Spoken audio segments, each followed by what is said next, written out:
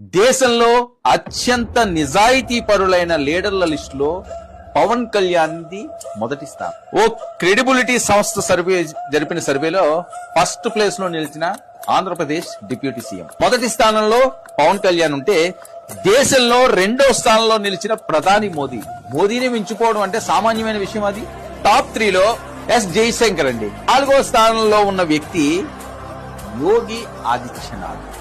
చూడండి, వీళ్ళందరినీ మీద పై స్థానంలోనే ఉన్నాడు పవన్ కళ్యాణ్. ఇక టాప్ 5లో నిలిచిన కేంద్ర మంత్రి నితిన్ గడ్కరీ. టాప్ 5లో ఉన్న వాళ్ళందరూ కూడా సామాన్యమైన వాళ్ళు కాదు, వాళ్ళు దేశాన్ని వెళ్తున్న వారు. వాళ్ళందరినీ కంటే ఎత్తుకి ఎదిగిపోయారు. మోదీ గారిని, యోగి ఆదిత్యనాథ్ని, గడ్కరీని, జైశంకర్ని, వీళ్ళందరినీ దాటుకుంటూ పవన్ కళ్యాణ్ దూసుకుపోతున్నాడంటే ఇదిరా పవన్ అంటే అంటూ నిరూపించుకున్నాడు. నెంబర్ 1 స్థానంలో తనదైన ముద్ర వేసుకున్నాడు. ఎంత ఎదిగినా ఒదిగి ఉండే తత్వం ఆ పవన్ కళ్యాణ్. అందుకే ఆయన జనసేనాని అయ్యాడు. ప్రతి ఒక్కరి గుండెల్లోనూ చిరస్థాయిగా నిలిచిపోతున్నారు.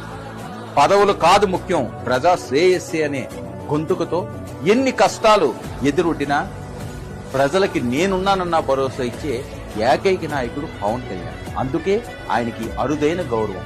నెంబర్ 1 పవన్ కళ్యాణ్. పవన్ అంటే ఇదేరా.